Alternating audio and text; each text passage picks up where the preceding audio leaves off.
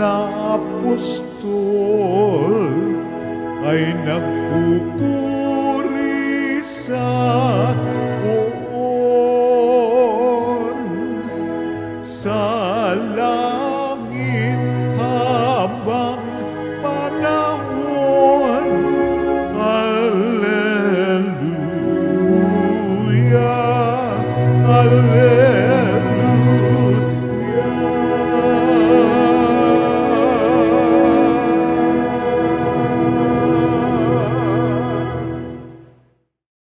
Sumainyo ang Panginoon. At sumaiyo rin. Ang mabuting balita ng Panginoon ayon kay San Lucas. Papuri sa iyo, Panginoon.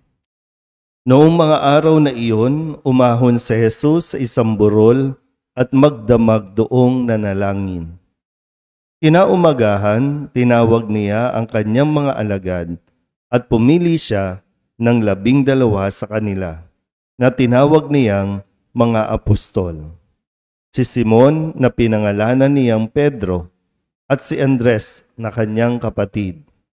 Sina Santiago, Juan, Felipe, Bartolome, Mateo, Tomas at Santiago na anak ni Alfeo.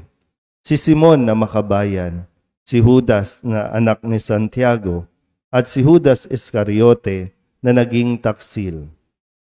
Bumaba si Jesus kasama sila at tumayo sa isang patag na lugar. Naroon ang marami sa kanyang mga alagad at ang napakaraming tao buhat sa Judea at Jerusalem at sa mga bayan sa baybaying dagat ng Tiro at Sidon. Umaroon sila upang makinig sa kanya at mapagaling sa kanilang mga karamdaman. Pinagaling din niya ang mga pinahihirapan ng masasamang espiritu at sinikap ng lahat ng tao na mahipo siya sapagkat may taglay siyang kapangyarihang makapagpagaling ng lahat. Ang mabuting balita ng Panginoon. Pinupuri ka namin, Panginoong Hesu Kristo. Isang mapagpalang umaga po sa inyong lahat. Ngayon po ay October 28 at ang kapistahan na ipinagdiriwang natin ay ang mga apostol na sina San Simon at San Judas na siyang narinig din natin na pinangalanan ni Jesus sa ating ebanghelyo sa araw na ito. Sa huling bahagi, ang sabi po sa mga pangalan, si Simon na makabayan. So, si Simon na makabayan, marahil ang kanya pong naging buhay ay talagang naging revolusyonaryo kasi nga ang bayan nila ay sinakop ng imperyo ng Roma, kaya naghihimagsik. May mga grupo na naghihimagsik at si San Simon ay isa sa mga miyembro ng mga grupong ito na lumalaban sa gobyerno ng Romano. At siguro talagang nakita ni Simon kung ano itong hangarin ni Jesus, yung mapalaya ang Israel. Kung kaya siguro na nakumbinsi siya na umanib sa umpisa ay iba pa ang kanyang pananaw sa kung ano yung pagpapalaya na nais gawin ni Jesus. Pero sa kalaunan, naging malinaw kay Simon kung ano itong ginagawa ni Jesus, kung kaya siya po ay napabilang sa 12. Si Judas naman, bagaman pinupuntahan sa ngayon, may debosyon kay Saint Jude para sa mga imposible, sa mga lalo na sa mga estudyante, pumupunta sa Saint Jude para magdasal. Pero wala na tayong masyadong narinig tungkol kay Saint Jude maliban lang sa ipinahayag na pangalan dito. Kasi siguro sabi nila na-associate kasi kay Judas Iscariote na nagkanulo kay Jesus. So, ito po yung dalawa na atin pong ginugunita ngayon. Pero para po sa konteksto ng ating pinagdaraanan o pagdadaanan sa buong linggong ito, lalo na sa pagpili natin ng mga maglilingkod sa atin pong barangay, atin po munang balikan ang mga salita na ibinigay sa atin ni Jesus, no? Ilagay lang natin, no, sa konteksto na mayroon tayong pagdadaanan, pagpili, isang pagkakataon, isang kalayaan natin na pumili, no, ng kung sino man ang nais natin na makapaglingkod sa atin, no, sa barangay. Sabi ni Jesus nung Lunes, pagpili natin, ha? Sabi ni Jesus nung Lunes, mag-ingat kayo sa lahat ng uri ng kasakiman, sapagkat ang buhay ng tao ay wala sa laki ng kayamanan. Mag-ingat sa lahat ng uri ng kasakiman. Kaya kung pipili, bumili ng ayon sa inyong konsensya, hindi dahil sa pera. Dahil sa totoo po, tanggapin mo man o hindi, may perang nakukuha sa barangay. Dahil lalo na kung hindi nagiging tapat at matalinong alipin, no, ang mga lingkod. Dahil hindi marunong mag-budget, hindi marunong makipag-coordinate, kaya nasasayang. Pero sa atin din, no, pag pinairal natin ang kasakiman, kukuha ka ng pera, tatanggap ka ng pera, kasakiman yan. Kasi niloloko mo din siya, niloloko niyo yung tao dahil lamang sa kasakiman sa pera. Alam ko kailangan ninyo ng pambili ng bigas, pambili ng sardinas. Pero isang oras, isang araw lang yan, ubos na yan. Pero isang uri yan ng kasakiman na sinasabing iwasan natin. Nung Martes, ang sabi naman ni Kristo, mapalad sila kung maratna niya silang handa. Dumating man sila ng hating gabi o madaling araw sila dumating. Ito yung sinasabing dapat lagi tayong tapat na lingkod.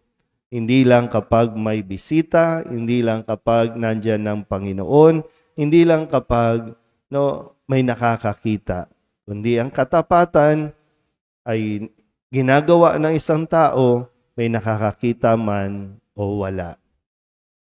Nung Miyerkules, ang sabi sa atin ni Kristo, kayo may dapat maging handa, sapagkat darating ang anak ng tao sa oras na hindi ninyo inaasahan. Sa bawat oras, bawat sandali ng ating buhay, tiyakin natin na nagiging tapat tayo sa mga tungkulin at responsibilidad na iniaatang sa atin. Mahirap maghabol. Mahirap yung nagkakraming tayo. Kung kailan malapit na tayo, doon lang tayo magkukumahog gumawa ng mabuti o magpakabuti. Magandang bagay din naman na ma-realize yun. Pero minsan, late na tayo. Gustuhin mo man, wala ka na. Hanggang dun lang, no, ang nagawa mo. Nung Huwebes naman, pinaalala ni Jesus, no, na kung ano yung isa sa mga nais niya na gawin. No? Sabi niya rito, naparito ako upang magdala ng apoy sa lupa at sana'y napagningas na ito. Yung apoy na nagpapatapang sa mga sumusunod, mga nakakapakinig kay Kristo sa kanyang mga salita, mas magiging matapang, mas magkakaroon ng paninindigan. Yun yung inaasahan at gusto niyang makita sa ating lahat. No, na sana napagningas na ang apoy na ito. Tinanggap natin lahat yan nung tayo po ay binyagan. At nung tayo din ay kumpilan, ito po parang finalo up, para tayo talaga maging matatag at magawa natin yung misyon na para sa atin. At kahapon, Biyernes, siguro sa puntong ito, naguguluhan ba kayo? Sino ba ang pipiliin ninyo? Ano bang pamantayan ang gagamitin ninyo? Sabi ni Jesus, bakit hindi ninyo mapagpasyahan kung alin ang matuwid? Bakit hindi ninyo mapagpasyan? Bakit hindi ninyo mapagdesisyonan kung ano ang matuwid? At ngayon, no, sana po sa huling araw na ito, sabi nga po dito, no, bago ipinahayag yung mga pangalan, umahon si Jesus sa burol at magdamag doong nanalangin. Yung kahalagahan na bago tayo magdesisyon, magdasal tayo ng mabuti. Pero mo, no? Magdamag, pinagdasalan ni Jesus bago ipinahayag yung 12 pangalan. Na kung tutuusin, kung tayo po no, sa pamantayan natin, mapapatanong, bakit sila? Bakit siya? Tayo naman, di naman tayo masyadong tumitingin doon sa karakter. Wala lang. Kung sino lang yung nagbibigay ng pera, kung sino lang yung medyo dikit sa'yo at akala mo makikinabang ka, yun lang pipiliin mo. Pero hindi mo sinusuri, no? Kung sino ba lalo tigit, hindi natin idinadaan sa dasal. Siyang pinakamahalaga sa buhay ng tao. Sa bawat gagawin, sa bawat sasabihin, idaan mo muna sa dasal. Kung may mga nahihirapan, ano ba ang gagawin ko? Kung may mga magkarelasyon, mga mag-asawa na napapaisip na kung ano bang mangyayari sa relasyon nila, magdasal muna kayo ng mabuti. So, bago ka gumawa ng napakalaking desisyon na magkakaroon ng epekto habang buhay, kasi ito, yung mga pangalan ng mga alagad, hanggang ngayon, may epekto sa simbahan. Bagamat sa una, pinagdudahan sila, kinuwestiyon sila, pero pinagdasalan to ni Jesus. Kaya hindi siya nagkamali. Kaya nga, 2 sa 12 ito, no, na binabanggit, talagang natutong ialay din ang kanilang sarili para sa mabuting balita. Kaya sana po, no, sabi nila, ngayon ang huling araw, no, ng pangangampanya. Ngayon ang huling araw ng pangangalampag. Bukas, mananahimik.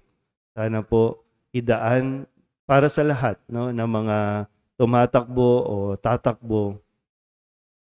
Samantalahin po yung pagkakataon. Idaan nyo sa dasal. Huwag kayong gagawa ng kung anumang mga desisyon na kung paano kayo makakalamang, kung paano kayo makakapandaya, kung paano kayo makakapang-abuso. Manahimik at ipaubaya sa Diyos ang desisyon at ipagdasal na sana kayo ang maging karapat-dapat na piliin ng mga kabarangay po ninyo. Amen?